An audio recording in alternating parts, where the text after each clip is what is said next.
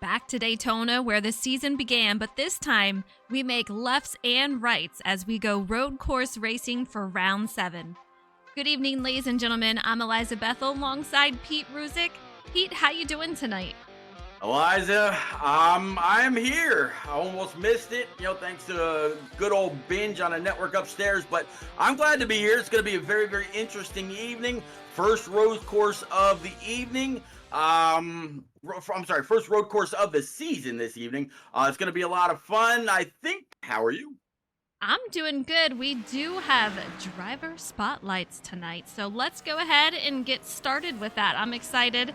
It's always great to get to know everyone, but tonight, let's take a look. We do have 2 drivers. We have Brian Pizzikimi, pilot of the number 78 for Output Racing, and Brendan Book, driver of the number 5 machine for C Motorsports. How you guys doing tonight? Help. Do you want an That honest explains answer? Or do you want to lie? I don't know. Coming from you, probably a lie. Let's doing play fantastic. 2 truths and a lie. All right. Well, we're getting ready to go to qualifying shortly, so I'm going to go ahead and get started on these questions. The first question is an easy one. It is use one word to describe Daytona road course, and we're going to start with you, Brian. Oh, sorry, that's not a word, but treacherous. Fair enough. I think we're going to see a lot of that tonight. What about you, Brendan? Help. Okay, did you guys talk about this beforehand? No, we just used the same brain cell. Apparently, because that's what Brian said he was going to use, and he's like, watch me, I will use it. You picked a bad week for guys that aren't good at road courses. Hey, sometimes it happens, but hopefully you'll do better than you think, right? All right, question number 2. What is the biggest challenge when it comes to the Gen 6? And we're going to start with Brendan this time. I'm gonna say having to race around a bunch of people longer than you would like to race around a bunch of people. Fair enough. All right, what about you, Brian? What is the biggest challenge in the Gen 6?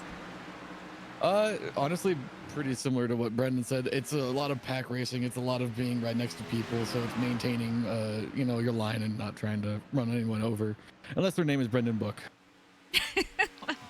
All right, well, there you have I didn't it. sign up for this. Actually, you did, sir. All right, next question. What do you enjoy doing outside of racing? We're going to start with Brian. Well, I'm just a gamer at heart, so I just play a lot of video games outside of racing. But other than that, it's eventually I want to get back to bowling and whatnot. So right. just get out of the house. I do love me some bowling, so fair enough. All right, Brendan, what about you? Oh, it's probably my answer is gonna be very predictable. Going out, having a good time with some that liquid poison alcohol.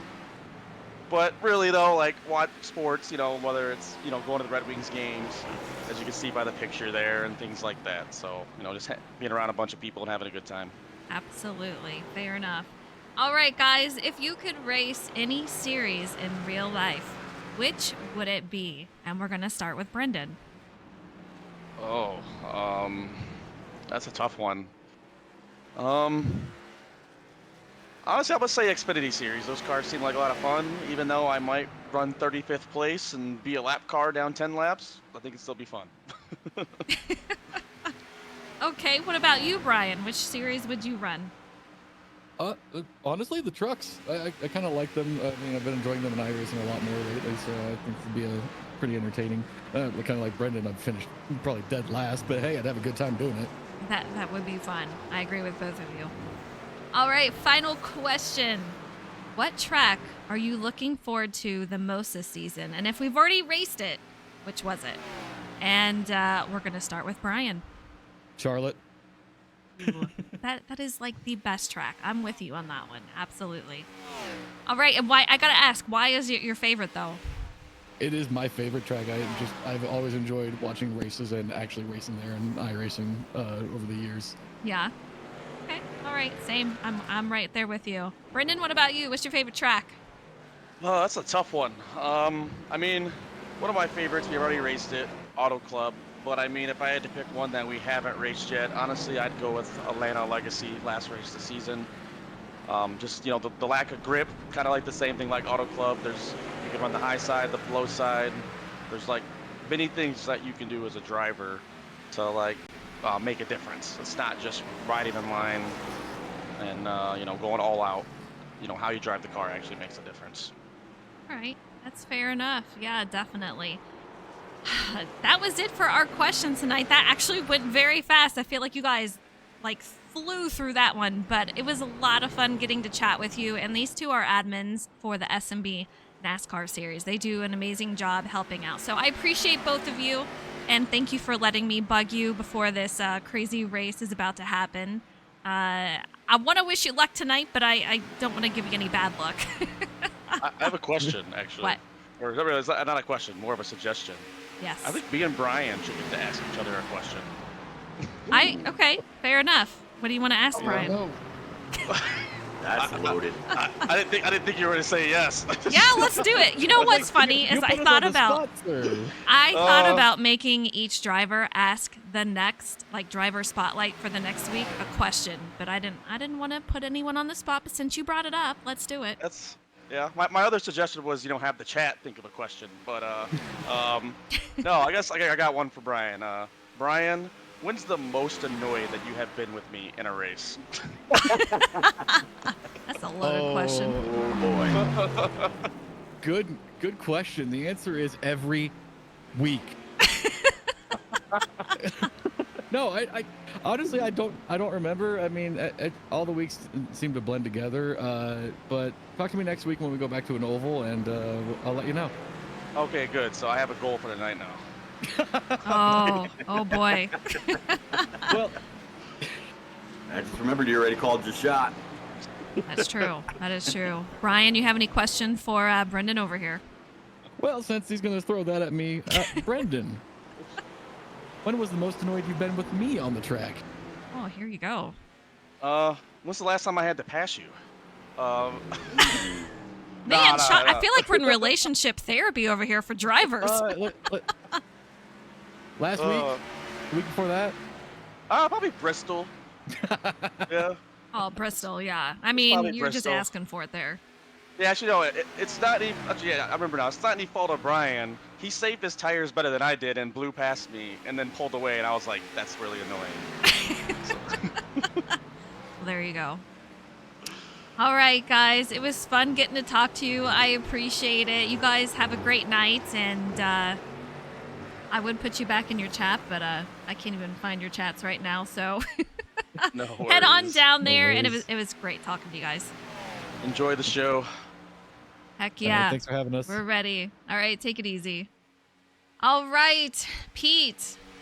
What a group What a right couple there. Of characters. I What a know, couple right? of characters. Absolutely love it. Speaking of characters, though, Earth, I see you out there. Thank you so much for the gifted subs. And I know that you had these biddies. Thank you so much. I hope you're doing well. We talked before. I don't know if you're on the road again, but I hope you're doing well. And thank you so much. Yeah, absolutely crazy. This guy, I've known him for years, and huge supporter. And we always keep in touch, and it's great to see you out there.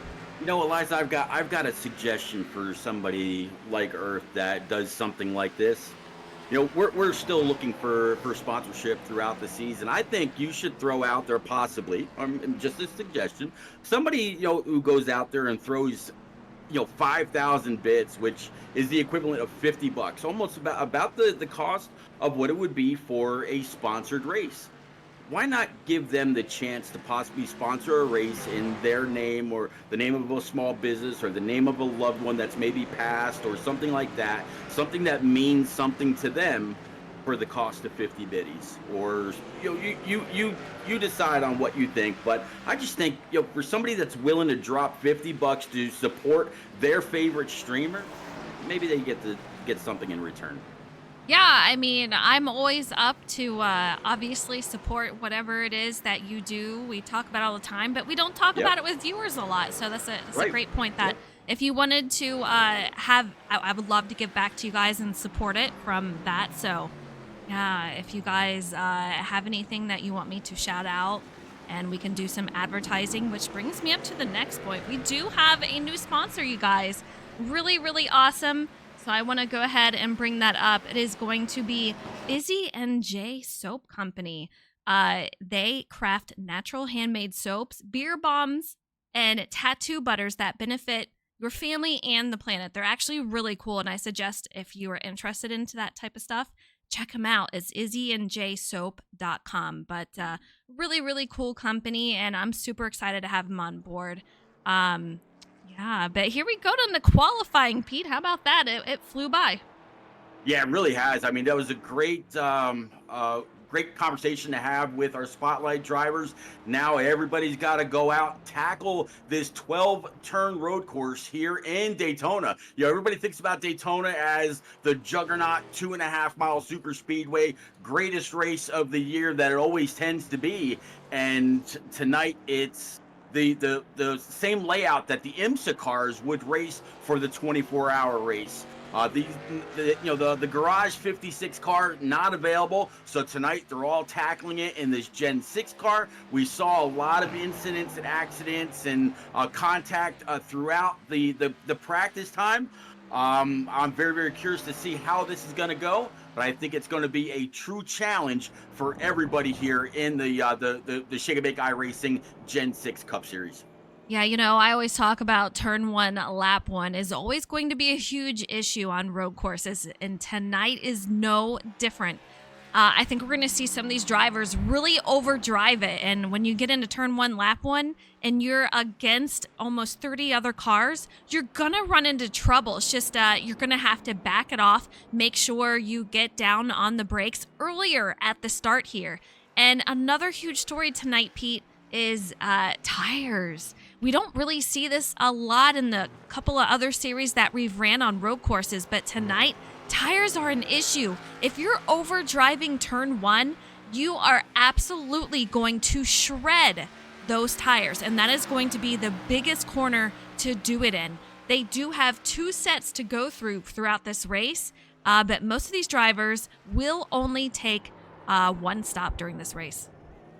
Yeah, I mean, going into turn one, that is the fastest part of the track for everybody that's going to be in this field tonight. I think the last I saw, there's just under 30 drivers. Not quite sure if any more joined, but it's that will definitely be the most challenging. I can foresee a lot of wheel hopping going through there, and some people just flat locking them up to where their tires are completely heated, and they've got to try to handle that next lap.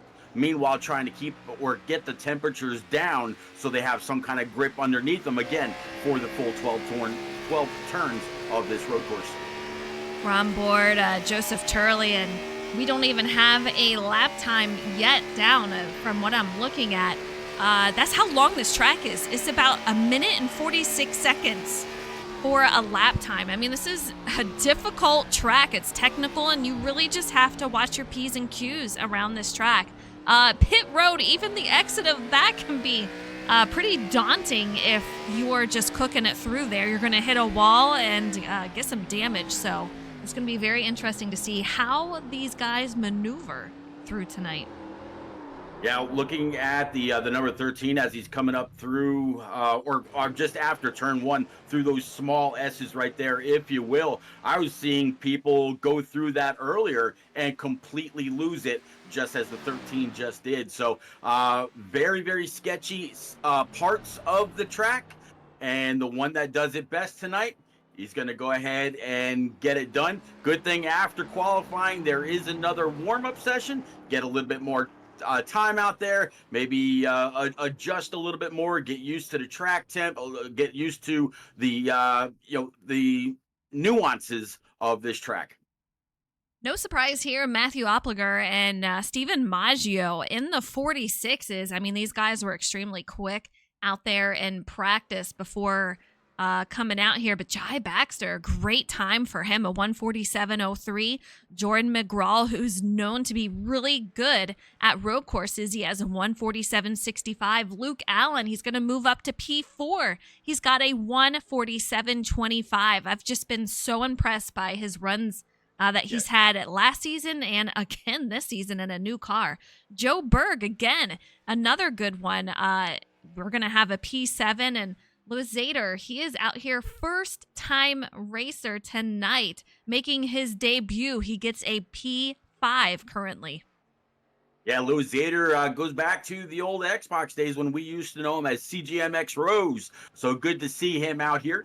He was one of the guys that when he stepped away from console, came over to iRacing, it was like a duck to water. He picked it up very, very fast. He was already into the 3 and, if I'm not mistaken, 4K ratings, and he took a bit of a hiatus away, and then came on back, and it just seemed like he's picked it right back up again. He'll knock the dust off, and I think he'll be a contender before the season is over, should he decide to stick with it. Absolutely. So 2 drivers in the 46 is quite a handful in the 47s, and then Joe Berg going to leave the 48s. 13 drivers have made a time, and I do believe we have almost 30 drivers out there tonight. So quite a few, but I know some drivers. It's going to be a difficult run tonight.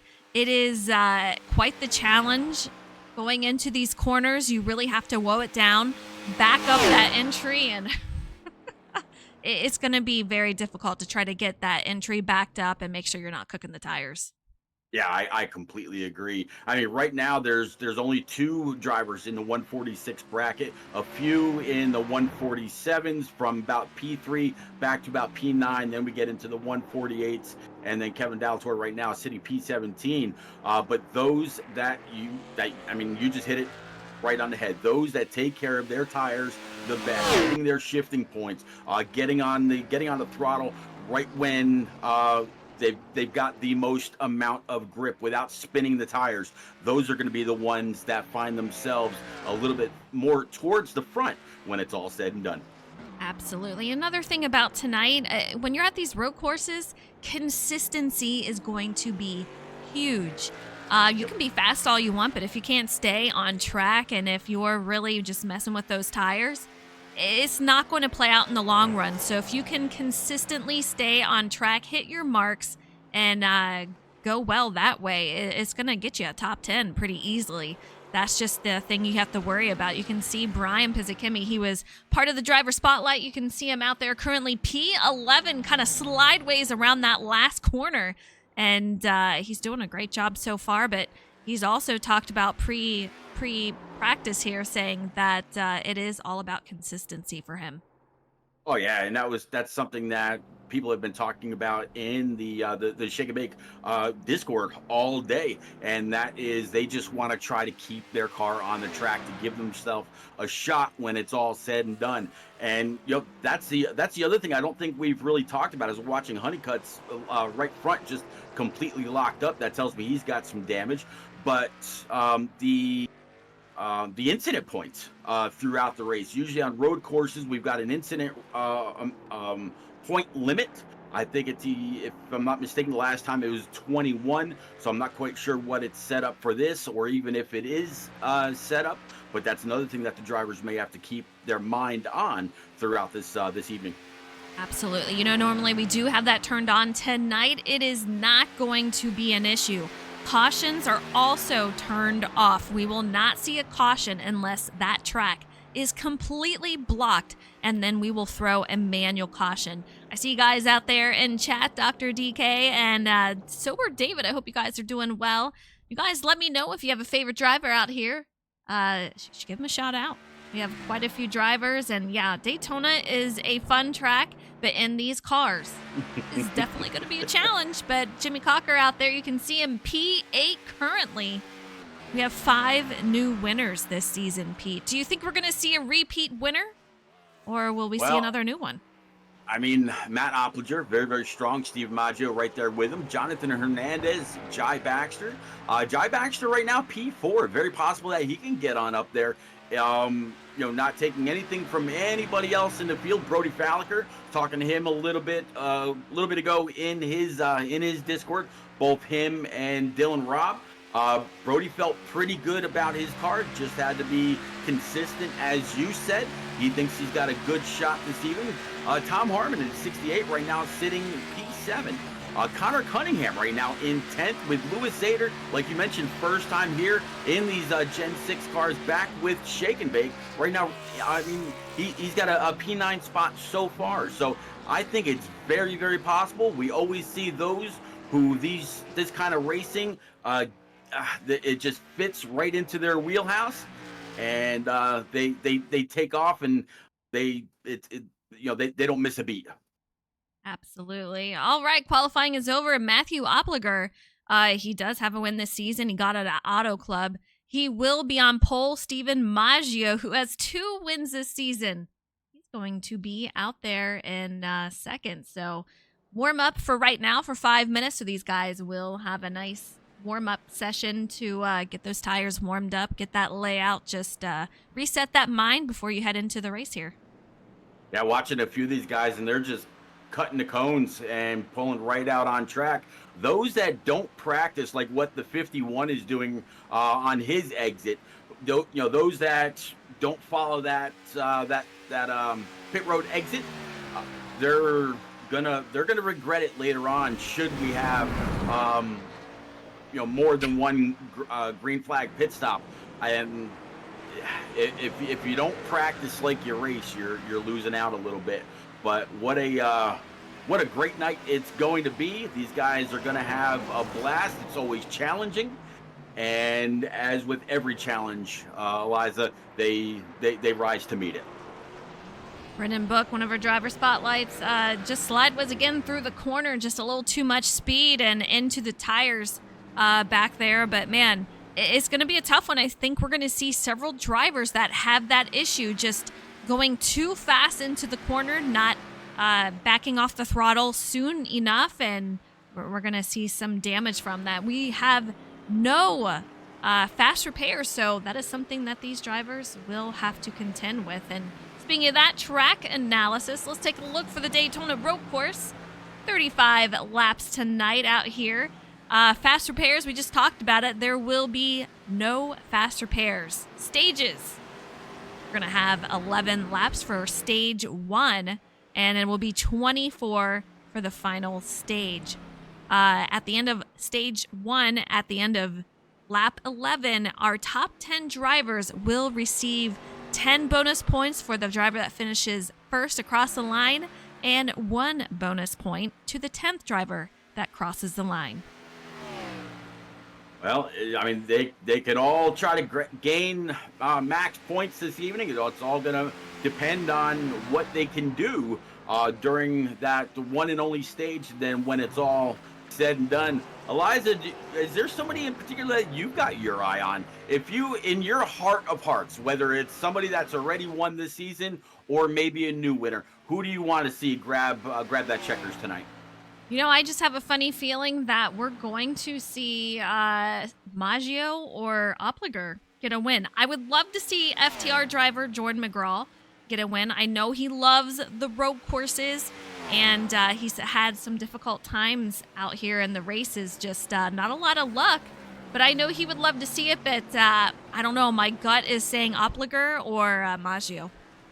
How about Joe Berg right now in that 93, sitting P3 in this practice? So we were talking about him, each and every week during either cookie cutter track or something a little different. Right now, showing a bit of speed during this 5-minute warm-up session before we go green. So good on him so far. Brian Pizzicemi, one of our spotlight drivers, right now sitting P1. Micah Allard, who hasn't won this season yet, right now sitting P2. Austin Mitty sitting P4. I mean, so you got a few guys out there: Francis Hamilton, Mike Papa Bear Campbell, Jimmy Cocker, Brody Falliker. There's a few up there. Some names that we don't talk about every single week when it comes to a top 5, but you bring it to a road course where it's where they've got a knack for it, and all of a sudden here they are. Absolutely. Micah Allard, he kind of snuck in. He's out there in 5th currently, so pretty wild to see. But man, my overlay did not work that entire time for warm up.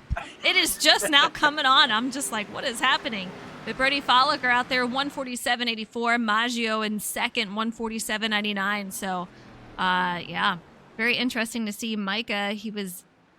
It says that he has no time now, but a second ago it told me he did. So, who knows? But we're getting ready to go over to the race. Yeah, it's showing Mike Allard back in P10 now. So I was having the same problem with my overlay the other evening. All the names were kind of on top of each other. Had to reset a couple times, and luckily it all went the way that it was supposed to just before the green flag flew on the evening. Less than 30 seconds to go, actually just about 10 seconds to go here in this warm-up. About to pull up the grid here in just a moment, ladies and gents. Welcome again to the Shake and Bake iRacing Gen 6 Cup Series, live from Daytona, the road course version that is. Get ready to buckle in. I know, we have this grid getting ready to come up, and of course it's not popping up for me just yet. All right, Matthew Opliger, he is going to be in that 20 machine. He's sitting on top of that pole. Steven Maggio is going to be in the 51 car sitting on the outside. Jonathan Hernandez in that 1 machine with Jai Baxter sitting in row 2. Row 3 is going to be Brody Follicker in the 42 with Luke Allen in P6. Row 4 is going to be Thomas Harmon in the 68 car with Jimmy Cocker in the 11. And in row 5, we have Lewis Zader in the 02 with Connor Cunningham in the 3. Joe Turley in that 13, City P11, and round out the first 6 rows. Jordan McGraw, Old J-Mac in that 34, sitting P12. P13 looks like Matt Sisler in the 45 with Brian Pizzicemi in the 78 for P14. P15, the one and only John Honeycutt in that Team FTR number 50, and Jonathan Jurgensmeyer to his outside with P17 is going to be Joe Berg in the 93 with Jarrett Cardwell in the 12, sitting P18. P19, Rivers Jones in that 91, shown a lot of speed over the last couple weeks. Could he possibly get on up there and contend again this week? I think it's very possible. And to his outside, Eliza, Matt Gale in his 67 for P20. 21st is going to be Dylan C. Robb in that 16 car with Brennan Book to his outside. Francis Hamilton sitting P23 with Zach Deuscher and 24th. In 25th, we're going to have Andrew Sanford in the 37 with Philip Bridgman and P26. 27th is going to be Kevin Dallator in the 92 with Micah Allard in the 61. 29th is going to be Jose Ruiz in the 23 with P30th going to be Mike Campbell Jr., Austin Mitty in 31st with Justin Anasagak and 32nd, and that is going to round out your field tonight here at the Daytona Road Course. It's going to be a fun one. I'm excited about it. Oh yeah, so am I. I mean, a lot of the drivers they've been dreading it a little bit. I can't lie, but again, 32 drivers out here. Recently, it's been qualifying room only. A few more drivers, we would have been right back to that this evening. I think we will be again next week. But Matt Opliger and Steven Maggio about ready to bring this field to the green. Let's go, Eliza. Yeah, these guys are getting ready to start, and it is going to be the first turn that we're going to have to worry about in lap 1. So here we come shortly, and I think we're going to see some drivers overcook it. We're going to find out what they can do, but man, you see the smoke flying, and we're already going too wide for P1. 20 and the 1. Jonathan Hernandez with an early lead. We do have a driver, Maggio, I do believe, off track. It is not going to be a caution just yet, but take a look. Maggio way off track, trying to get it gathered back up. Eliza, I saw some tires get locked up going into that first turn, but no big ones to really report from back there. Definitely saw the 51 get a little bit of a bump from behind. So this is really going to be very, very interesting to see if Maggio is absolutely that fast and how quickly he works his way through the field, already pulling up to the right-hand side of the 71 of Mike Papa Bear Campbell, who's right now running last. Yeah, it's going to be a wild one here tonight. And don't count Maggio out. I mean, we've seen it. Drivers that something happens to at the start of the race, they're coming right back through the field. And I think Maggio, it's a long race. It's going to be tough, though. We're not going to have really any cautions unless something drastic happens. He's definitely got a huge hill to climb, but if anyone can do it, Maggio can.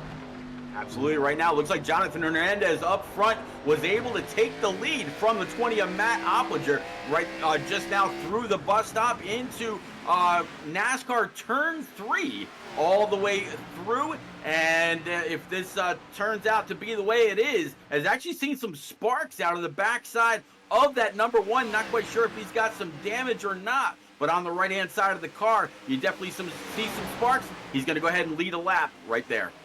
Our top 3 are starting to get away, but I think you're going to see sparks from every last one of these cars. I've just noticed that going, and he overdrives it for Jonathan Hernandez. Matthew Opliger is going to take over that lead. Jai Baxter in second. I want to see what he's going to do tonight. Super excited to have him in here. This is his first season in that 54 car, so I'm hoping he does really well. Brody Folliker is going to be in third, up 2 spots. Luke Allen out here battling side by side, and that's going to be with Jonathan Hernandez, who we saw overdrive that. With Jonathan Hernandez, he's going to take over that P4 spot.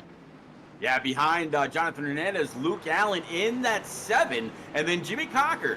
He was inside the top 10 during practice. Right now, through a little bit of attrition, finds himself up to P6. Up 2 spots, Louis Zader started 9th. Right now, find him 7. Joe Turley, he's up 3 to 8th, and Tom Harmon down 2 for P9. But Connor Cunningham started 10th. Right now, still running right there. Connor Cunningham, as you said, still 10th. We have Jordan McGraw in 11th. He's up 1 spot for FTR. He's got his teammate John Honeycutt directly behind him. You see him in 12th. But Matthew Opliger back at the front. He's still in the lead here. He's got some company, and Jai Baxter is going to bring it down low in the oval section. We'll see how these two battle it out and who is going to overcome and take that spot. But Jai is going to have a nose out here. He now has that lead. New leader, Pete. Yeah, new leader, Jai Baxter, going to go ahead, and I believe this is going to be his first lap led this season. So grab a point right here at one of the toughest tracks of the season so far. And there's that number 42, last season's champion, Brody Falker, already up 3, all due to one getting a little bit of an issue on turn number 1. I'm sorry, lap number 1. Talking about Steven Maggio, but yeah, 42 making some hay all over the back end of that 54. About ready to exit the horseshoe.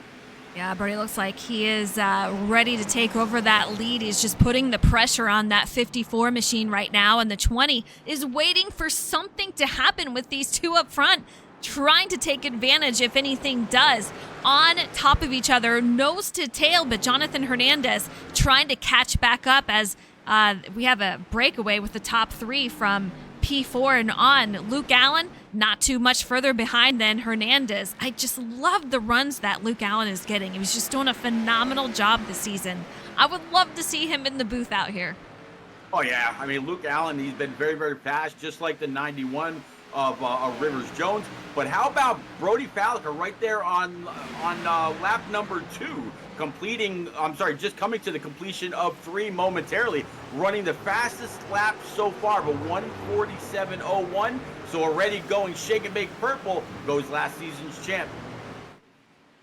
Man, I'm getting a notification that Steven Maggio has wrecked, and I don't think he's in the race any longer. Really unfortunate. He has 2 wins out here this season, and possibly an overdrive situation where he was just pushing it too hard to try to get back up there and perhaps bend it. Yeah, very unfortunate for Maggio. Very, very fast, and obviously starting on the front row, has a very fast race car. But when, I don't know, maybe he felt if he had to push it, he didn't want to get into anybody else and ruin somebody else's race while he's trying to get that car to hustle through the field. Like you mentioned before, Jai Baxter leading, Brody Falker P2, Matt Opliger the top 3, Jonathan Hernandez right now about a good second, Hernandez now 3 seconds behind the leader with Jimmy Cocker up to P5. So these guys, they're taking spots when they can, and unfortunately, it is by the error of others. Maybe they cooked the corner, not quite sure, but we mentioned it earlier. They just want to try to keep the car on track and limit the mistakes. Getting a lot of notifications out here with some possible trouble. I want to go back here, see how we're looking. Micah says possibly involved, but they are all still going, so could be just going off the track. And we had Jose, Micah, and Connor Cunningham, Philip Bridgman, all saying that they crashed, but it could just be going off track. So no incident points tonight for the limit. These guys can just try to stay consistent and get as many points as they can out here. Yeah, consistency, again, not to beat a dead horse, that is absolutely going to be key all evening long. Looks like the number 1 of Hernandez has a gap. He's got the cars that he's trying to catch, talking about the top 3, and then he's got a good gap back to Jimmy Cocker, and looks like it's going to be by just about, almost 2 seconds, 1.7, 1.6. And Jimmy Cocker back to Lewis Zader. He's absolutely right there. Or actually, Luke Allen gets on by the 11. Then it's going to be Lewis Zader and Joe Turley, Tom Harmon. And now Jordan McGraw, you mentioned him a moment ago for Team FTR, finds himself P10. 11th, we're going to have Jonathan Jurgensmeyer. But I got to bring this up, Pete. We're already on lap 5. Remember, lap 11 is going to be when our stage... these guys get bonus points for the stage. We are not going to bring out a caution. They will stay out there and race, but the top 10 will receive those bonus points. So I think this race is going to go fairly quickly tonight, but if you are overdriving those tires, I think it is going to be a long, long night for you if you're heading into that turn 1 and just overcooking it. Yeah, absolutely. You cannot overcook these tires. You can't slide them. You can't do anything like that. You got to be super smooth all the way through. Smooth is fast. And those that lock them up, carrying a little bit too much speed, whether into turn 1 or turn or into the bus stop, it's those are the ones that are really going to have more trouble. Those are the ones that are going to fall back. Meanwhile, those that are really minding their P's and Q's all the way around this 12-turn road course, they're going to move their way forward. Yeah, going through this bus stop, you can just see the dirt flying as some of these drivers, the tires are just going right into that dirt, and it is flinging on the windshield of some of the other drivers behind, but you can just see how much they have to woe this down in order to make that corner. Daytona, it is a challenge. This is the first time that we have been here in the NASCAR series, so a very interesting time here. I know there's drivers that either love this track or love road courses in general, and the rest, no, not a fan. But you see a battle out here directly in front. That's going to be Joe Berg and Connor Cunningham. Connor almost loses it, but is able to hold on to it as he is getting loose around that corner. Joe Berg is going to take over that position for P15. How about Connor Cunningham really channeling his Dale Earnhardt into this number 3? If you recognize the yellow, talking about the old Corvette that him and Dale Jr. ran many moons ago, and he's trying to. Hey, Dale and Dale Jr. Whoa, Connor Cunningham, hold on to it, sir. I said Dale Jr., not Robbie Gordon. But yeah, he's going off-roading. Yep, going off-roading, taking it to the Baja. But hey, able to save it, getting back on track, and he'll be able to continue. No damage for that number 3. That could prove to be huge later on. Absolutely. Jai Baxter's just doing a phenomenal job out here. He's put a little bit of a gap between him and Brody Folliker in that 42 machine. So whatever he's doing it well. Now the thing is, long run, can he hold on to it? These drivers can make it on just one stop. However, like I said, if you are over driving it, you will have to make 2. So that could be a long time for you out there if you're just really overdriving these corners. But you can see that Brody Folliker catches up a little bit, closes a piece of that gap up to Jai Baxter. But Jai, he's holding on to this, doing a great job. Oh, absolutely. It's interesting. Shake and Bake has 3 drivers from across the oceans. We've got Philip Bridgman back in P27 in that number 24. He started 26, so he's down 1 spot from Canada. In P20, Matt Gale from Great Britain. So, I mean, I give him credit all the time for staying up till 2 or 3 o'clock in the morning in order to race within the Shake and Bake community. But then, yeah, you got your leader, Jai Baxter from Australia.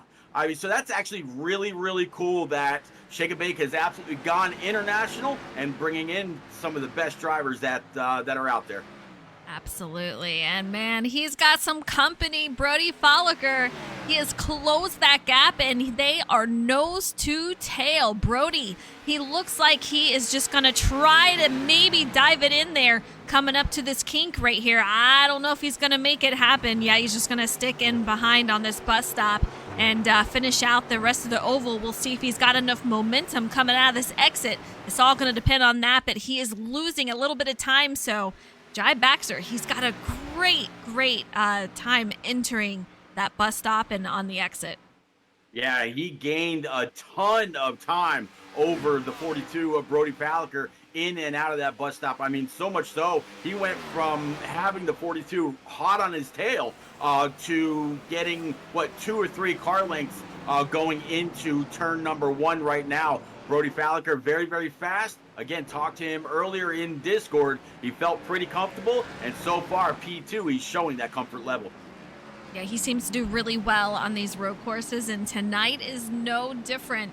In third, we're going to have Matthew Opliger. He is down 2 spots from where he started. He started on pole out here, but doing really, really well. I'm getting more notifications. Let's take a look. Connor Cunningham, Brennan Book, they are around. I don't know if it's going to be enough to bring out this caution. Remember, the track has to be completely blocked to have any caution come out, and we still have drivers making their way on through. A lot of separation between these final few drivers.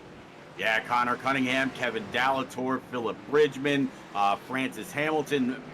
We've had a few notifications of cars that have either wrecked or gone off track. But as you just said, caution will not fly unless the entire track is blocked on one part of the track. So if they're going into the bus stop and they collide and they block out the bus stop to where nobody can cleanly go through, the caution would fly. Other than that, it's going to be green the entire night through for all 35 laps. And I think with the way Jai Baxter's car feels right now, I think he'd love to keep it clean and green all the way to the end. Well, he would, but Brody Folliker has taken over that lead, and he is putting Jai down almost a second at this point and is about to be under attack by Matthew Opliger. So huge happenings right here as we enter lap 9, almost to the end of the stage for the end of lap 11. And I see you out there, Iodine. Hope you're doing well. Thank you so much for the follow, and I hope you are enjoying this race. But the 20, he just passed Jai, so maybe some trouble for Jai, maybe some tire wear for him. It's going to be a long time before he can make his way in.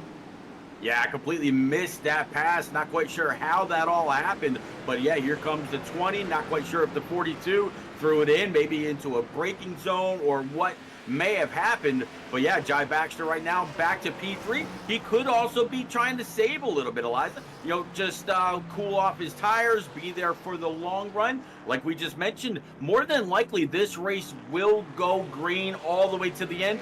Just may want something a little bit later in that long run when the checkers finally fall on the evening.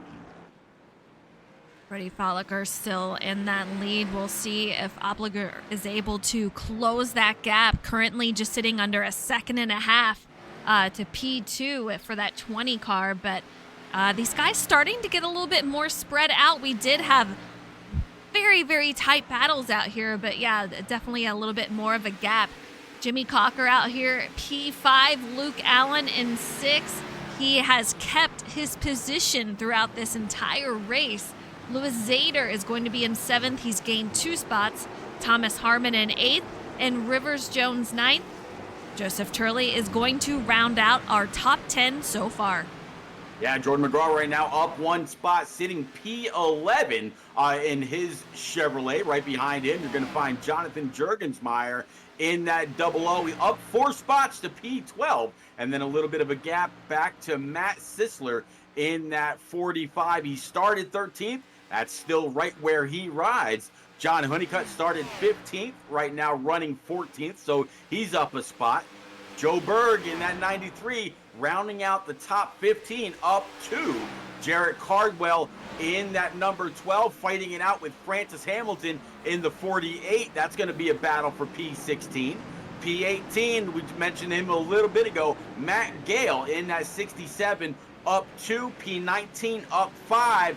Zach Deutscher in that double deuce Ford. And to round out the top 20, one of our spotlight drivers, Brian Pizzakemi, down 6 spots in that number 78 to P20. Yeah, how about some of these battles throughout the field? I mean, these 3 are on top of each other and going through. We do have some fantastic battles that are happening and continuing on. Andrew Sanford in 21st. We have Brennan Book, who ran into trouble earlier on. He's in 22nd. Micah Owlard, he's in 23rd. He's gained 5 spots, but I know he has the speed out here. We'll see if he can gain a few more. Connor Cunningham sitting P24. We saw him run into trouble earlier on with Jose Ruiz sitting 25th, up 4 spots from where he started. And Dylan Robb sitting P26, down 5 spots, but it is not over yet. And his profile picture is cracking me up right there. Some of these guys are characters. I'm telling you, man. Oh, yeah. There's a whole lot of personality, a whole lot of character in each and every one of these drivers. But yeah, Dylan Robb sitting 26th. 27th is going to be Philip Bridgman. Mike Papa Bear Campbell, again, showing that no give-up attitude, running 28th, up 2 spots from where he started. Kevin Dalator down 2 to P29, and that is going to go through the entire field, still running here at Daytona. See some trouble for Philip Bridgman, and he is having issues with the handling of that machine. He's currently sitting 27th, and it said that he did go off track, and you can see he was getting pretty loose going around here, but let's bring it back up to our leader, Brody Folliger. He's got a nice gap between him and P2, just over a 1.5 seconds, and Jai Baxter still holding on to 3rd, just 2 seconds ahead of Jonathan Hernandez. You see him back there sitting P4. So these guys, again, still getting a little bit of separation, and the stage, we're up to 25 to go, or down to 25 to go, and this stage should be coming out where it will not be a caution. Oh, Jonathan Hernandez into the tire barrier. He backs it up. I don't know how much damage that is going to bring to him, but man, doesn't look like any damage, and if so, he has lucked out but has lost quite a few spots from that one. Yeah, he's going to go ahead and pull up to the outside of the 13. Not quite enough speed. Looks like the right front does have a bit of damage, but still looks pretty quick as I get more and more notifications. One for Philip Bridgman, John Hernandez, as you just mentioned, and then Connor Cunningham also with another issue in the back. But right now, the 34 of Jordan McGraw all over the back end of that one for Hernandez as he pulls to the inside of the 13. Bringing it back, Brody just still increasing that gap, and man, I'm just impressed with how these guys can stay so consistent and just have fantastic runs like this. I mean, road courses are hard, but man, Daytona is a whole different issue. These guys can really just nail that handling and make sure they woe it down, and I can't even imagine how many laps of practice these guys have had out here. Yeah, talk about practice. When I mentioned earlier that I talked to Brody Folliger about practicing here and his lap times and all that, and how he wanted to be consistent, try to keep that car up front, talked a little bit about his lap times. He actually still paid respect to our past season champ, Andrew Wisdom, and said, I don't know if I'd be able to keep up with him. I'd love to know what his settings were to be able to tackle this these road courses. He was the road course king, whether it was here in the NASCAR series or in the open wheel for the 1 or 2 seasons that Shake and Bake ran in those cars. So when somebody like Andrew Wisdom puts his name into the hat on a road course, oftentimes it used to be, okay, we're racing for second. Yeah, that's crazy. He always did a phenomenal job. He's on a whole different island than a lot of these guys, but man, Brody, I mean, he's right up there with him. Just I don't know how they do it. However they do it, just huge props to them. Mitty, I see you out there. Man, I saw you're not in the race. Yeah, you're definitely not in the race anymore. If you want to get in the booth and let us know what was going on, hop out in the booth and we'll have a chat with you. But Dr. DK, thank you so much for the gifted subs. I appreciate it so much. You guys are awesome. Thank you, thank you, thank you. So much love in the chat. These drivers do an amazing job, and I appreciate you guys supporting us. It's awesome. Absolutely. Luke Allen in that number 7 up 2, finds himself now P4. Got around the 11 of Jimmy Cocker. Louis Zader now up to 6. And this is a great little battle here for those 4. I mean, Luke Allen, Jimmy Cocker, Louis Zader, and Rivers Jones all nose to tail as it looks like they go through the middle of the Universal Horseshoe. Yeah, we're on board with Rivers. We're on board with Rivers Jones, and he's just got a great view of this battle going on between the 3 drivers up here directly before him. And what can he do right now, Pete? I mean, he's just got to wait for a mistake by one of these drivers, and I know he's going to pounce on it. He's a really talented driver. You always see him do so well in these races, so I'm kind of curious what he can do. But Louis Zader, for his debut, I gotta say, he's doing really well. We all knew he was great over on Xbox, but this is my first experience seeing him out here on iRacing, and to do it on a road course, that's pretty impressive.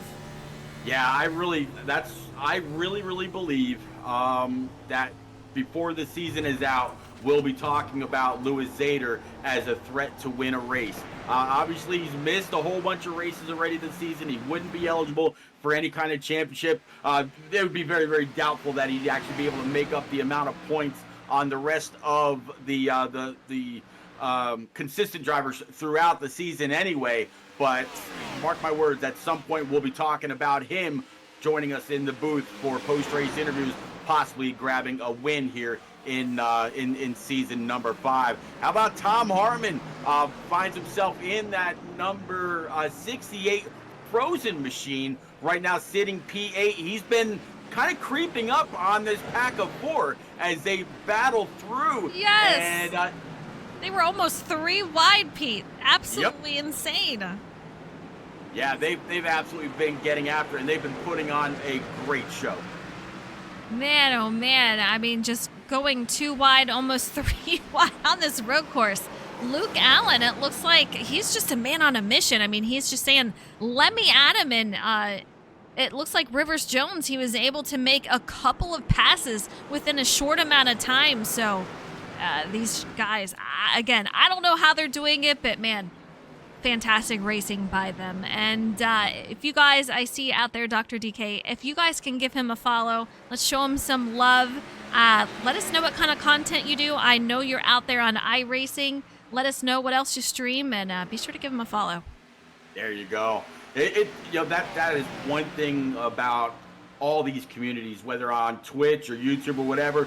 You follow right on back. We actually did that last year with several others. So it's great to spread the love. Every single streamer does this out of love, and yeah, I'm right there with them. More trouble for Philip Bridgman. We saw him off track there, managed to gather it back up, back on track, but he's got out here the St. Patty's Day colors all sported in green and gold for some luck.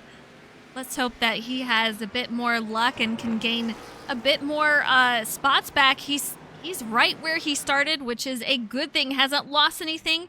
Currently sitting P26. I give him huge props for being out here with us tonight. Yeah, there's a few that said, St. Patty's Day, gotta go. And Jacob NASCAR was one of them. He was out there in chat earlier saying hello from the pub. Woo! Hello again, Jacob. Hello again. And speaking of hello again, the 20 and the 42 make contact. The race for the lead, but the 42 is going to maintain that lead at least for now as they head into that left-hander. But Matthew Opliger, he's saying, I am here right now. I'm ready to take over that lead. We'll see what they can do as they are entering the oval before they make it their way to the bus stop. Yeah, coming to 20 to go next time by, and that little incident between the 42 and the 20 of Matt Opliger brought Jai Baxter right back into the mix. But on the exit of the corner, it really seems like that's where these guys pull away a little bit. He's really, really good through the bus stop, keeping the tires on the rumble strips, a little bit of extra grip, and moving right along. Dr. DK says, thank you so much. I appreciate that. I usually do iRacing for the most part. Just been busy getting prepared for the 12-hour Sebring race this weekend. Man, I know a lot of drivers preparing for that. I wish you a ton of luck. Sounds like a lot of fun. Let me know how many drivers are doing it with you. That'd be an amazing race. I've spotted for a few over the last few years for the Daytona 24-hour race. Never did one for Sebring or any other place. I know they got the 6 hours of the Glen and so many more. iRacing is truly a great place for anybody that's got that racing competitive spirit. And Shake and Bake's full of them. Absolutely. I think we're going to see some pit stops in the next couple of laps. I mean, if these guys split it halfway, I'm thinking around 18 or so that we're going to see these guys make a stop. But, man, still very, very close. We see Rivers Jones in 4th in that 91, Jimmy Cocker in the 11, who's sitting P5, Lewis Zader in 6, Thomas Harmon in the 68 in P7, Luke Allen in 8th. So all of these drivers are extremely tight. Anything could happen, any position could change, and we've already seen it quite a bit already. Meanwhile, not too far behind is going to be Jordan McGraw and Jonathan Hernandez, who we saw run into an issue earlier on. He ran into the tire barriers. He's still in the top 10, so that just goes to show how much talent he has out there on track. Now we just got to be consistent, Pete. I talk about being consistent now, up 15 spots into P4. You mentioned him just a moment ago, Rivers Jones. I was curious in the beginning of this race whether he'd be able to get on up there. We've seen him week after week have a whole lot of speed in that number 91. It looks like this road course can't hold him back either. He's looking for another podium if he could possibly get on up to the back end of Jai Baxter as they're entering the horseshoe. 54 still behind the 20, and that number 91, it looks like he is just now entering turn 1. Lewis Zader, Luke Allen, Joseph Turley, all in pit lane. These guys making a scheduled and probably their first and last stop out here. John Honeycutt, another one as he enters pit lane. We talked briefly about pit exit, but I can tell you that is extremely sketchy. So that is something that we are going to have to watch. We can go on board with Luke Allen and you'll just see how extremely tight that is as you make your way off pit road and enter the track. You're going to have to make this left-hander and then another one. Take a look at how skinny this line is. There's just not much room, Pete. No, there's not. It's interesting. If you make these lefts and rights coming out of pit road, whether it's in these cars or a Porsche or any of the IMSA level cars, those turns are very, very sharp, and it's very, very easy to hit that wall when exiting. Navigating the cones, you can't carry too much speed, otherwise you could get loose and just loop it right around. Brody Falliker right now, he's got a commanding lead over Opliger It looks like he's kind of losing him about a second already. I want to say commanding only because I hadn't seen him for a little bit. But Jai Baxter 1.8, and then Rivers Jones in that 91, almost 12 seconds back. And man, those top four have absolutely just skated, or top three have absolutely skated away. Jai Baxter on his way into pit lane. You can see him now. It looks like he had a great entry. Rivers Jones going to follow behind. You can see cutting it way short, going deep down, and then makes it past the cones. That should be a solid entry for him. Jonathan Hernandez going to be the third one in. And I said around lap 18 with 18 to go, and here we are. So I have a feeling our leaders, Brody Folliker, Matthew Opliger, and Jimmy Cocker, and so on, they will be our next in this time around. Yeah, Matt Sisler, Zach Deutscher, Jonathan Hernandez, Jai Baxter, as you said, Dylan Robb, and others, going down. It'll be interesting to see if anybody gambles a little bit with just maybe taking rights or taking lefts, or maybe taking no tires, just fuel to go to the distance. If you're coming out there on 4 brand new Eagle Feel Goods, you're going to be loose. You're going to have to deal with the issues that you had all over again, as you did in the beginning of the race, where if you come on out, you still have some tires that are a bit worn. They're up to temp, and you know exactly how they were handling before you went down pit road. So it'll be interesting. Trouble for Connor Cunningham. We've seen a couple of issues with him tonight. It's just so... it's just easy to lose it in these cars, get it very, very loose. And another issue we're going to have to run into is cold tires. I mean, these guys have been running on these things for 18, 19 laps, and then we're coming out on cold tires, which you're going to spin them, and it's going to be more difficult to get them to woe down around the corners. Luke Allen, we saw him go in.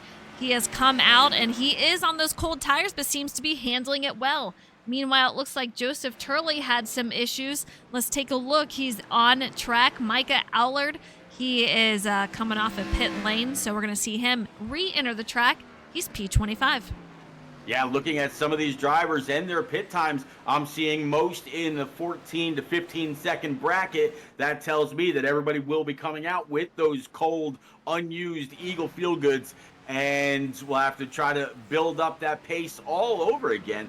So they're gonna be pretty quick. Hopefully they don't come across any slower traffic, and we have some kind of an issue, as it looks like Jimmy Cocker and others coming on down pit road for their stop.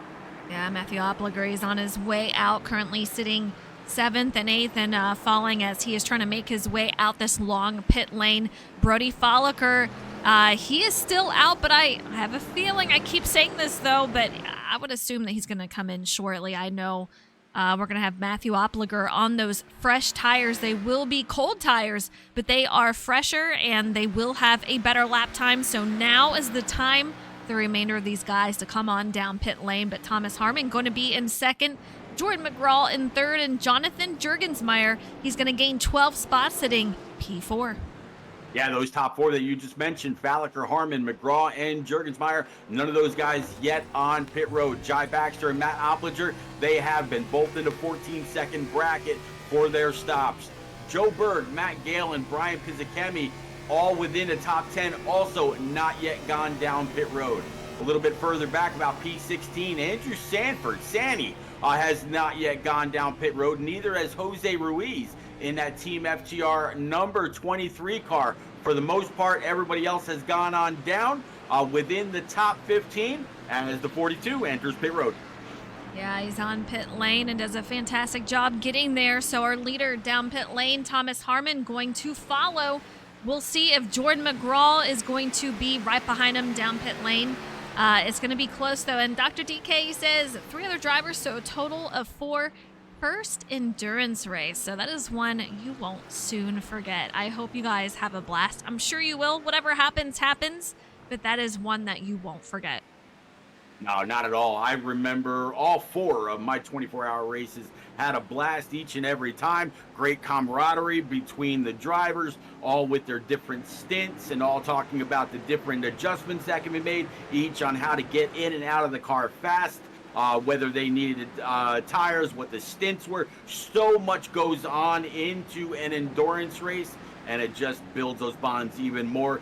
Good luck, Dr. Geek. I wish it to you. Jai Baxter, he went in a couple of laps ago for his pit stop.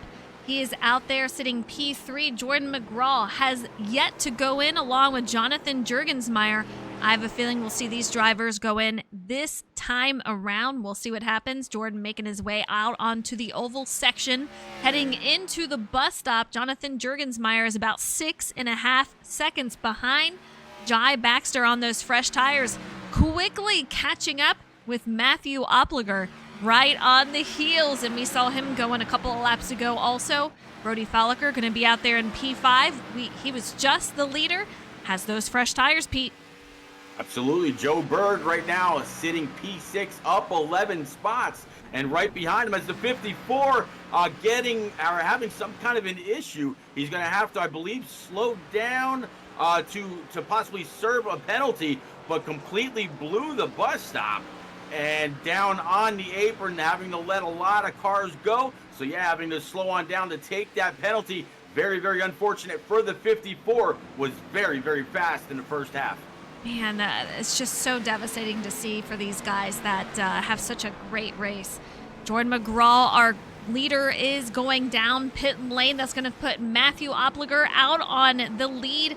Brody Folliker directly behind. Jonathan Jurgensmeyer, he falls to 6 as he makes his way in. What you see, Pete? I think the 54 is out of gas. I think that's why that happened. So yeah, he parked it on the inside wall. Maybe had to tow, not 100% sure. But one of our front runners now in his stall. Wow. Oh man, this is a guy that we saw out there in the lead, out running second. Just you hate to see it.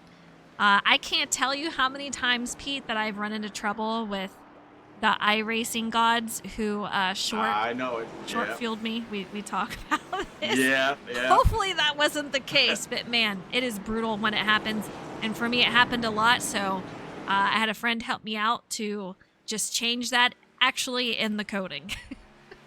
Yeah, that auto fuel is what it's called here on iRacing. Can bite you sometimes, and unfortunately it's bitten you and a few others a few times too many, and it has been costly in the races where you got to pit an extra time where everybody else is able to stay out and try to contend for that win. Talking about contending for winning, Matthew Opliger back in the lead by 1.8 over Brody Folliker. Those guys have been close all race long. Now both of their pit times are done. Rivers Jones in that 91 Ford up to P3. Lewis Zader again on his reintroduction or introduction to Shake and Bake, sitting P4, P5. The one and only Jimmy Cocker, our season Daytona winner, up 3 with Luke Allen just behind him, right where he qualified. Yeah, Jonathan Hernandez, we saw in trouble earlier on in the tire berries, but he's going too wide as they head into this next corner. Left-hander, he makes it past Luke Allen and going to take over that 6th spot. We're going to have Luke Allen in 7th, Thomas Harmon in 8th, and we're going to have John Honeycutt in 9th. And with Jordan McGraw, who was leading a couple of laps, he is going to round out your top 10. But our first and second drivers, they both have a win this season. Matthew Opliger at Auto Club and Brody Folliker the very next week at Vegas. So very interesting. And Real, I see you out there. I hope you're doing well. Thank you for tuning in. It's been a wild race, 14 to go. And, you know, Pete, I've been trying to find the setting where it stops that 14 to go. And so it gives you a different type of countdown. And I cannot find it anywhere. Yeah, I've got the same thing. It's still 14 to go on my side also. I wasn't able to find the alternate within the... I mean, you could change it to time versus laps, but that's not this kind of race. You know, I'm watching first and second, bumper to bumper, right with each other. And something that just came to mind is Martin Truex Jr. and Jimmy Johnson several years ago at the Charlotte Roval. First and second took each other out, and third place, which happened to be Ryan Blaney, came on up and took the win Could that possibly happen between these two as they're side by side coming across the start stripe, making it 13 laps to go? Maybe that's what Rivers Jones wants to see. But I think first and second, very, very competitive, giving each other a ton of room, just trying to get back on the throttle wherever they can to stay as close as they've been all night long. Yeah, if that was the finish of the race, crossing the line, that would have been a heck of a finish, especially at a road course, just side by side. Definitely a couple hundredths there separation. But these guys, even as they're side by side on a road course, just very, very clean and taking care of each other. You'll love to see it. But man, these two are hungry for their second win of the season. Maggio, he was our first driver. That is a repeat winner.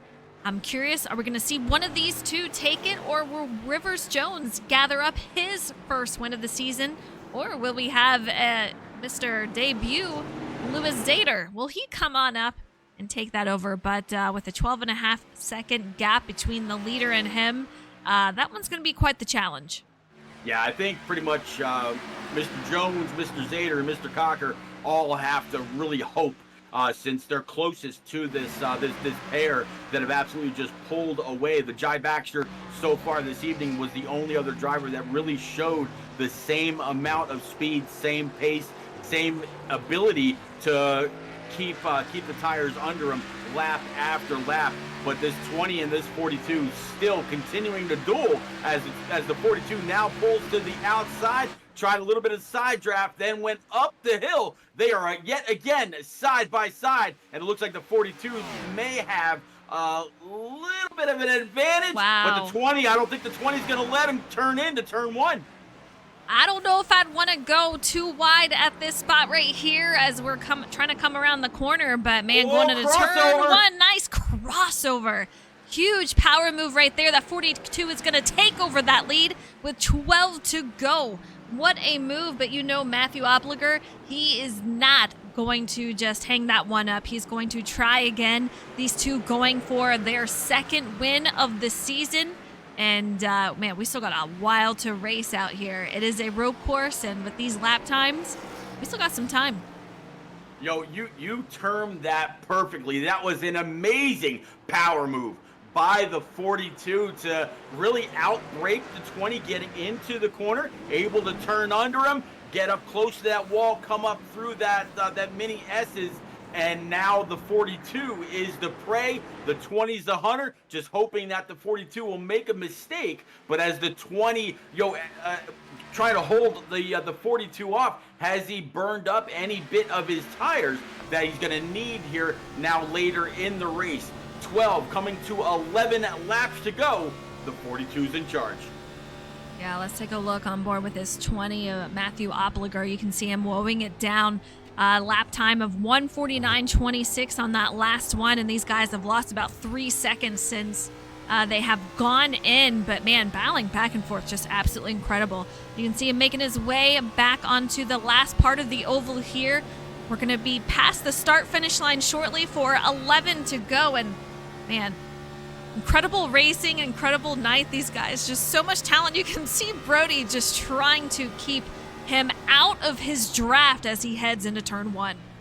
Yeah, Brody Fowler's very best lap, 147 flat with his last lap as they just started taking 11 to go. His last lap was 148.51. Matt Oplinger, his best lap is 148.37, so about 7/10 off of Brody Fowler's, and his last lap was a 148.67, so just a mere tenth slower than the 42. That goes to show why these guys have pulled away now by 9 seconds over Rivers Jones in that 91.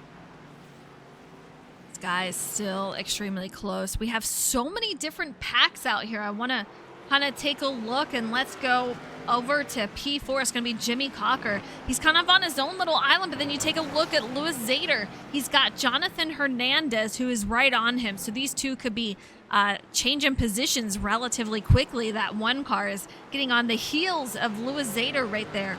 Luke Allen, he's going to be with another driver, Thomas Harmon, who is not too far behind. Meanwhile, let's take a look at P14. These guys have got some company. Brian Pizzakemi, Not too far behind, Joseph Turley, who is just battling it out between the 13 and the 12 of Jarrett Cardwell. These two having a nice go-around currently. Matthew Gale sitting 18th, not too far behind, and Brennan Book, our driver spotlight. You see him out there 19th. Yeah, 20th right now is going to be Andrew Sanford in that 37, up 5 spots in that Waffle House machine. Great looking car. If you ever gone to Waffle House in the middle of the night, nothing beats it, I tell you. Sisler behind him in that 45. He's been on a good string of races as of late, down 8 to 21st. Connor Cunningham in that 3, who's had a pretty eventful evening. He's down 12 spots, but I tell you what, that guy, he's been off in the grass a few times, probably just pretty thankful that he's not damaged somewhere sitting on pit road and still able to collect points this evening. Micah Allard up 5 to P23 in that Nitro Motorsports number 61. Jose Ruiz behind him a little bit in that DoorDash 23, also up 5 spots to 24th. And then Philip Bridgman, the lone Canadian in the field, driving that number 24 Chevrolet, started 26th, 1 spot to the good. All right, we're going to go back to these leaders, and while we're out here, let's give some love to Izzy and Jay, our sponsor this season. Man, it's just so cool. We talked about it, Pete. I went out there and visited the website. Yeah. They have a lot of cool stuff out there, but take a look. They craft natural handmade soaps. They have the beard bombs for those who have those beards. They have tattoo butters, and they benefit you and your family. They're all natural ingredients, and I know they're great for the environment. So be sure to take a look. Get some soap from them. Get some beard balm, maybe some tattoo butter if you got some ink on you. Their website is izzyandjsoap.com. Just a wonderful company, so go take a look. Yeah, all their products are all handmade. None of it is under any kind of commercial refinery or anything like that. Great for all kinds of skin issues like eczema and whatnot. Very resourceful. It's great for again, all different kinds of skin issues. The tattoo butter, very comforting to know that ink is going to stay in. Your skin is still moisturized. The beard balm, I tell you, if you have a beard, you've taken pride in growing that, and you want it to look its best, go on over. Again, izzyandjsoap.com, and I believe when I was looking at it earlier, any orders over $50 gets you free shipping. They've got soaps that smell like peppermint, and they got that. I mean, there is so much about all the products that they make, and yeah, like you said, it's all great for the environment as well. Absolutely, guys, heard it there. Be sure to take a look. izzyandjsoap.com. Back to these leaders, though. How about this? Brody Folliker still at the lead, but we saw him battling it out with Matthew Opliger, still very close. Meanwhile, we got Rivers Jones sitting third. Looks like he is about 10.9 seconds back, so that gap is pretty substantial. Something drastic would have to happen. I mean, we're up to 9 to go, coming to 8 to go. But Jimmy Cocker about 5 seconds back from Rivers Jones. These front guys extremely separated, but Jimmy Cocker, he does have some company behind him. That's going to be Jonathan Hernandez and Louis Zader. Yeah, Louis Zader, phenomenal race. Right behind him, Tom Harmon. He started 7th, fell back a little bit. We watched him in and around that battle of 4 earlier. But yeah, right where he started in P number 7. But I cannot get over. I guess my voice cracks. Hello, 50 years old, my voice is gonna crack. Okay. But yeah, how about Louis Zader? His first race here in Shake and Bake, and having a phenomenal evening, solidly so far inside the top 10. Matthew Opliger takes over that lead from Brody Folliker, who is just under half a second back here. But, man, still battling it out. These two just have been at it the entire night. and it looks like Brody is trying to put the pressure on him, hoping that he's going to make a mistake big enough where that 42 can take that lead back over. And if there's any luck, more luck, Brody's going to hope that he maybe spins out, but knowing Brody, he wants the competition. He doesn't want to win it that way. But, you know, there's a part of in the back of your mind where you're like, I wouldn't mind if they spun out. Right. I'm sure that's exactly what Rivers Jones, 10, almost 11 seconds back, would like to say, as well as, again, the 42 looking to the inside, going to the bus stop, decides better and pulls up right back behind the 20. Like you said, just maybe applying that pressure. We saw him outbreak the 20 earlier after and then pulled a crossover going into turn 1. He was able to set him up before. Maybe that's what he's looking to do now. Maybe doesn't want to be behind the 20, fearing that he might get a little bit of a bump to the back bumper as, again, they go close to side by side across the start stripe.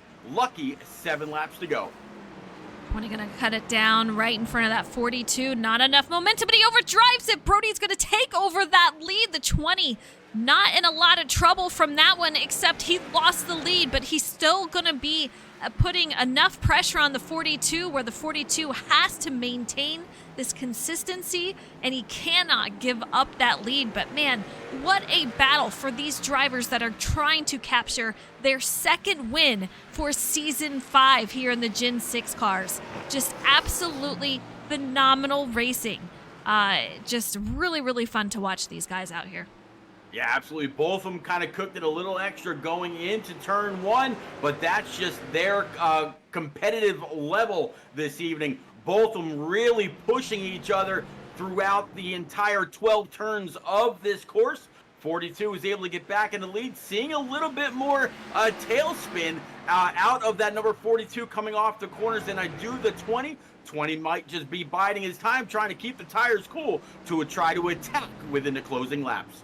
Hernandez was able to overtake Jimmy Cocker. He's going to move up to P4. Jimmy Cocker in 5th. Thomas Harmon in 6th, and Rivers Jones still hanging out in 3rd, but about 11 seconds back from our leader. So very, very interesting to see out here. But Brody Folliker still holding on to it. Next week, Pete, we're at Dover. So I think Dover's going to be a wild one. And then in 2 weeks, we're going to have the All-Star race. I'm super pumped for it.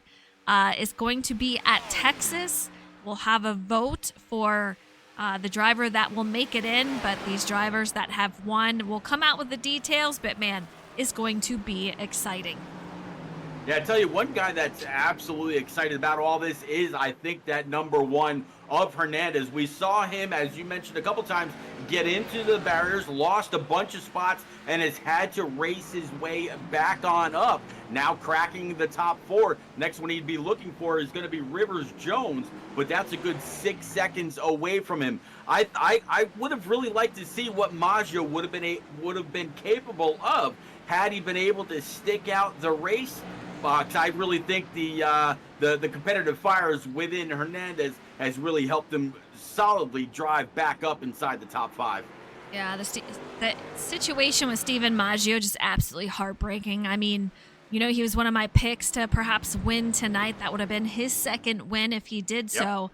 But just really unfortunate to see that happen. But Brody Folliker holding this out.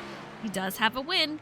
So we'll see if he can hold on to it for the final few laps here. I say final few. We still have 6 to go. And with these laps almost being 2 minutes apiece, we still got some racing left to do. But Matthew Opliger, he keeps putting the pressure on that 42 car. We saw him take it wide, which was able to have that 42 take over the lead once again.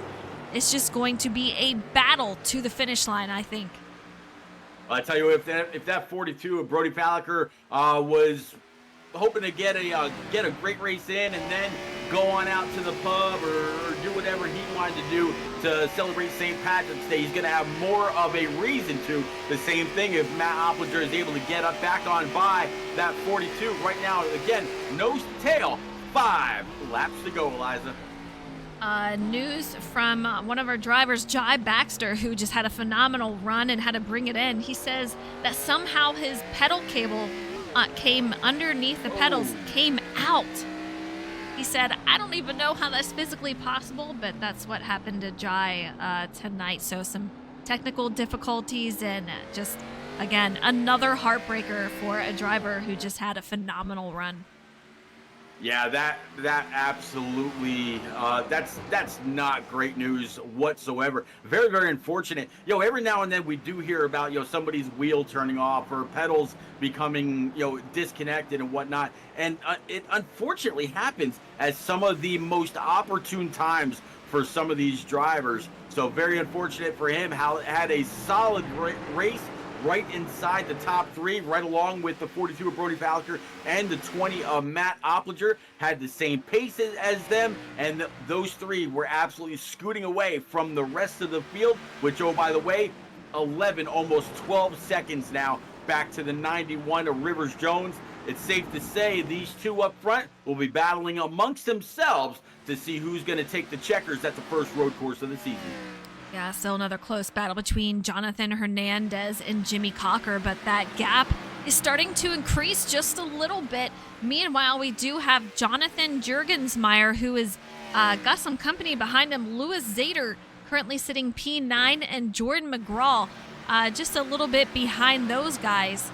And after that, we do have some battles, but man, these guys are pretty well separated. 17th and 18th, we have Jarrett Cardwell, Matthew Gale in front of him, Joseph Turley behind, and then we have quite a few cars out here with Andrew Sanford just getting slideways, fishtailing in that Waffle House machine. Yeah, I look at the track map for this 12 turn road course in Daytona, and it seems like there are cars just pretty much covering the entire length of this track. So different levels of road course racers, but each and every one of these 32 drivers came on out to do their best.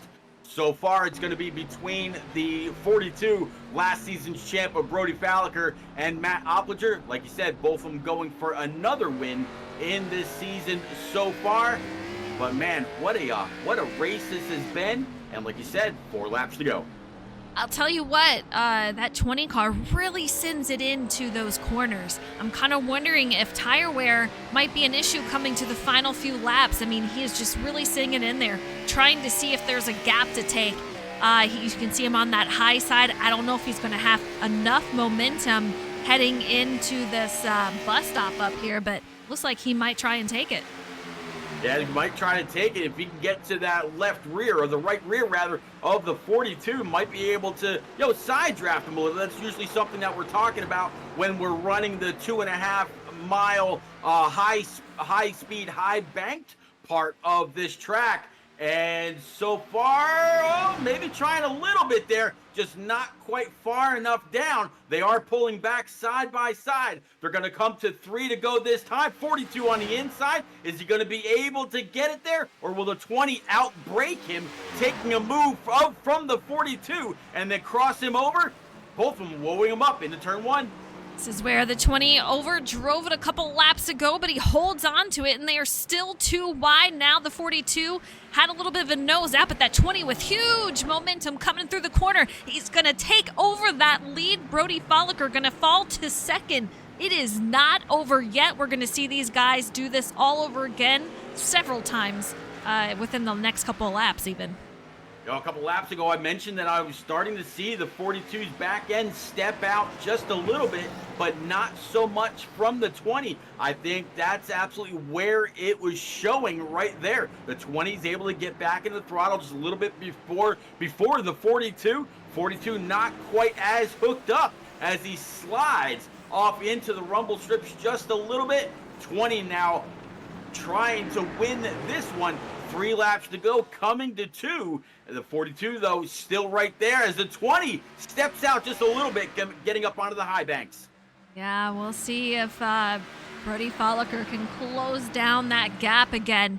Just under half a second, and chat is saying you gotta love the side-by-side action. This is gonna be a great battle all the way to the end, and I could not agree more.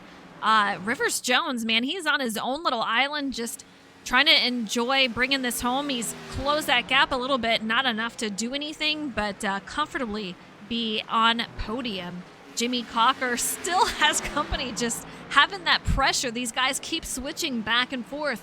Jimmy Cocker is now in 4th, and Hernandez is now P5. And Opliger still bring it back out front. Bolliker directly behind as we come up to 2 to go. Yeah, 2 to go. I really thought the 42 was going to try it. The crossover again right there. Again, he locks up the front left this time and not quite able to pull underneath the 20. 20 says, you did that to me twice. Not going to fall for it again. Keeps it really, really tight into that corner. Little wide here. 42 is going to be able to pull to the inside. Here we go. Is it going to leave him enough room? That 20 fishtails a little bit. Same with the 42. Cost them both a little bit of time. They did not lose anything, but the 42, it looks like he actually did lose some. The 20 is almost a half a second in front of Brody Folliker. He is quickly going to make that up as we head into the next corner. You have to wrap around that bottom. Stay close to that curb. Defend your position. You want to make it so they have to take the outside. Use the track, everything that you need to. Brody spins it. He's going to lose it. Around he goes. Opliger going to be safely in the lead. That is going to destroy his chances at a win tonight unless something happens to Opliger. I think the 42 just got really, really close. Didn't want to get into the back end of the 20 and possibly wreck him or wreck them both. And maybe wheel hopped it, or just too much brake was dialed in and spun it around. Very unfortunate for the 42, but because of the gap that they had, he still got 6 seconds over Rivers Jones. And as Matt Opliger is coming to take the white flag, he is solidly in charge by now 6 seconds over Brody Folliker, and then another 4 seconds back to Rivers Jones. A very, very solid podium run for all 3 of these drivers. Matthew Opliger takes the final flag, white flag here. So this is his race. He is going to try to bring home his 2nd win of the season. All I'm saying, take your time, hit your marks, don't lose it. You have almost 6 seconds until 2nd place. You just got to do your thing and bring it home in one piece. Brody Folliker, he's going to be in 2nd. Same story with him. He's got a 3-second gap between him and the driver behind, which is Rivers Jones. So he is safe. He's got really angry tires right now. He absolutely heated those things up, and he needs to take care of them. If he makes a mistake, Rivers will take advantage of that and bring it over to the 2nd position. Yeah, now just 4 seconds back between Folliker and Jones. But Matt Opliger coming to the exit of the International Horseshoe, getting back up on the high banks to go through NASCAR turns 1 and 2. Clear rear view, nothing to worry about whatsoever. He can run this part of the course in his sleep. The last obstacle to overcome is going to be the bus stop. Eliza, it looks like checkers for the 20. Yeah, he's making his way to the bus stop. It just, I would love to see his teammate Jai bring it home. I mean, he was just doing a phenomenal job out here. Just absolutely heartbreaking to see such a technical issue take him out. But, man, I would love to have a replay on that and see what happens. But here we go. Matthew Opliger trying to take it home for his 2nd win of the season. Coming around the oval, we're going to bring it to the finish line. And he is going to celebrate as he is about to cross the line for his 2nd win. And it is going to be at a road course, the Daytona road course. Huge congratulations for him. Brody Folliker. We'll see him bring it home in 2nd. Yeah, Brody Folliker P2. Rivers Jones will come across that start stripe to rack up P number 3. Great point snipe for him, not only finishing points, but also stage points. Jimmy Cocker's going to bring it home 4th. Jonathan Hernandez, P5 in that number 1. Great rebound for him. Tom Harmon in that 68 is going to bring it home P6. 7th is going to be Jurgensmeyer in that 00. 8th, Allen. 9th, Zader. And Jordan McGraw for Team FTR is going to round out the top 10. What a phenomenal race. A little contact after the race, but they finish in the top 10 here. Matthew Opliger, he's got Brody Folliker giving him a little celebration, a victory. shake of the hand here, a little nod to the race. Just what a wonderful battle out here. We're going to try to get these drivers in, but man, we're going to let Opliger celebrate, get Brody and the rest of these drivers in here. But man, fun night once again in SnB. Absolutely. What's really, really cool, these drivers will pull up next to the victor and throw it in neutral and just rev on the engine, congratulating them. Of course, all these guys in different team channels. So what a way to pull on up and show your or extend your congratulatory remarks than really getting on that throttle. So Opliger celebrated Auto Club and here again tonight at the Daytona Road Course. Just a fantastic job. We'll try to get the rest of these guys in the booth as Opliger and Jones will celebrate. We'll let them celebrate. But man, what a battle between Brody and Opliger. We just see him still out here. So extremely tight, you would think it was an oval, Pete. Absolutely phenomenal. Yeah, I mean, there were times we saw cars all over this track, and each and every one of them put their fears away that they had in the beginning, but in the end, it's Opliger as he burns them down. Burning it down, well deserved. These guys fought hard, and I'm just kind of curious how long of a race they thought it was. For us, it went quick. I'm curious, did it go the same for them? And you can see him burning it down out there in that 20 machine. Let me know, guys, in chat, what did you think about tonight's race at Daytona? We've been here once before, but it was the oval, not the road course. I imagine he's a little happier than that emoji right now.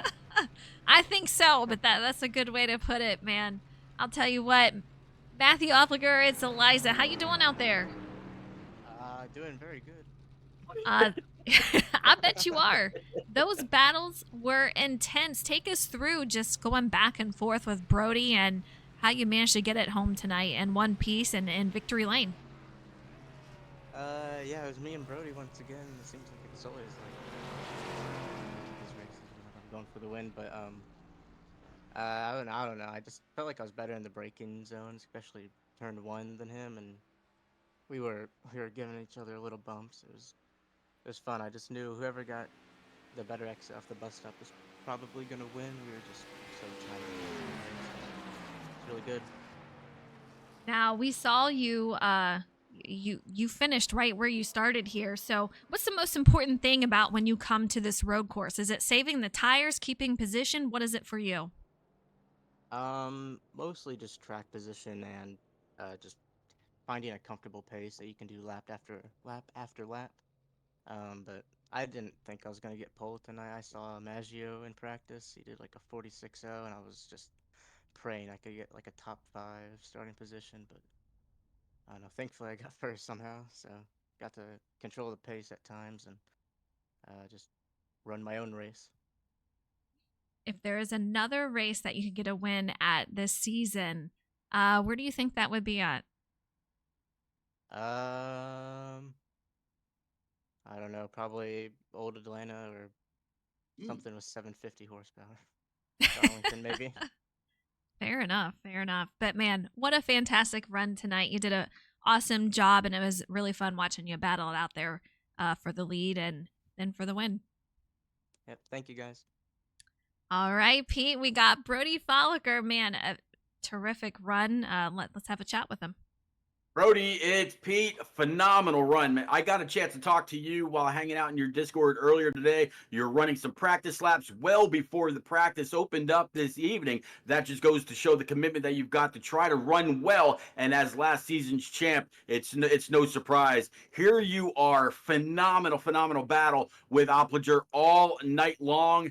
And coming into the second to last lap, it looked like you might have locked them up, maybe a little bit too much brake bias, or was it that you just didn't want to possibly make contact with the back end of the 20? Walk us through that and walk us through your race, your strategy, and what you think about this overall result. Yeah, when I spun, I got into the corner a little too deep. I didn't recognize where my braking zone was, and Yeah, just locked them up, and at that point, I was just trying to stay off the 20, and I was trying to stay out of the tires, and bring it home in second, which I did, luckily. Oh man, Pete, I really wanted that one. I I know don't you think did. I've, I don't think I've ever won a road course. I know in here, thanks to a couple people. Um, yeah, so I really wanted this one. It felt like I had a really good car. Um, you know, and first of all, congrats to the 20. That was an amazing battle. I don't think we've had a road course that close in this league. I could be wrong. I don't But think we have. I don't think so yeah, it either. felt like we were trading, the whole last run we were just trading back and forth I position. told Pete that it felt like we were at an oval with how much side by side and switching for positions you guys were doing. It was just wild. Yeah, that was definitely the most fun I've had on a road course. And yeah, he was definitely better than me. He saved the tires better. I don't know. It was definitely hard to try to get away from him even on a little bit newer tires just because of the draft on the backstretch. Um, who knows if I could have got away, then maybe I could have, I don't know. But he made me burn him up, and he definitely drove a better race, and he definitely deserved this one. So congrats to him, and also shout out to Jim and P4, and definitely shout out to Rivers up here in the booth because he came from 19th. One more quick thing, Brody. I don't want you to give up. I recall a young driver of this, I think it was number one last season or maybe 2 seasons ago, when you had multiple, runner-up positions. I said, hey, man, your win is coming. It can't hold you back forever. You not only got your first win, but multiple after, and you got last season's championship. So I think your win at a road course is probably coming pretty soon. You keep the practice, keep that prowess up, and I'm sure we'll be talking to you for a P1 spot in the not so distant future. Good luck. We'll see you next weekend, or yeah, we'll see you next weekend at Dover. Thank you, Pete. You got it. Eliza, you just mentioned them. Rivers Jones up 16 spots in that Yeah. number 91 Ford, and he's with you. I know. I was going to talk about it. You were a biggest gainer in spots, up 16 spots from where you started. Take us through your race and how the heck were you moving through the field like that? And we saw you out there with some crazy battles also. Well, it all started with qualifying, and I knew I was quick, but I was having a lot of trouble with the bus stop on the backstretch, and I had a good lap going, but when I got to the bus stop, I just overshot it, and that cost me a couple seconds, and I think it would have landed me in the top five had I kept it together. So then I qualified 19th, and I knew I was just gonna have to be patient because if I wanted to get up to the front, then I was going to need to be patient, need to, just like let things work themselves out and not be too aggressive. So that was just kind of my plan. I was going and I was just trying to make smart moves and not push it too hard. I think my biggest strength this race was probably the braking zones going into turn one and the bus stop because I was just able to gain so much ground there and I was able to maintain it throughout the corner and on the exit of the corner. So that's where I was making up most of my ground, and I just kept being patient, kept being smart, and got myself up to the battle with the 11, the 7, and the 02, I believe. And I just waited for them for things to work themselves out. And once I got up out of that battle, I knew I was set. Yeah, you watching you guys in that battle, we saw you behind them and you quickly made work of those guys, taking up 2 or 3 spots past them. How were you able to do that and save tires though? I know you mentioned patience, but man, it's a fine line between patience and then trying to not to overdrive it. How were you able to do that? Yeah, there's absolutely a fine line. I was trying to not spin the tires coming out of the corners, especially in first gear, because if you got on the throttle a little bit too quick, it would destroy your tires and destroy your run out of the corner. So I knew that you had to wait coming out there. I think it was Brody at some point last year. He told me uh, this has really helped me ever since he told me this. But like you just need to pretend like there's an eggshell underneath the throttle whenever you're getting back on throttle. And a lot of these higher horsepower tracks, and that really helped me, and that helped me be quick and also maintain my tires. Well, it's been a lot of fun watching you out here. Every single time you're out on track, I always say it, you have a phenomenal run, and tonight was no different, gaining 16 spots. I gotta ask, how do you feel about Dover real quick? You know, Dover's one of my weaker tracks, but with the way I've been running lately, I feel confident. I just gotta turn a couple laps, see what it's like, and just be prepared. There you have it. All right, Pete, that's the end for us tonight at the Daytona Road Course. A really fun night. And these guys, again, they made it seem like we were at the oval and not a road course. I mean, just side by side battles. At one point, we saw 3 wide. I'm absolutely insane. But next week, Dover, the Monster Mile, is going to be a fun one.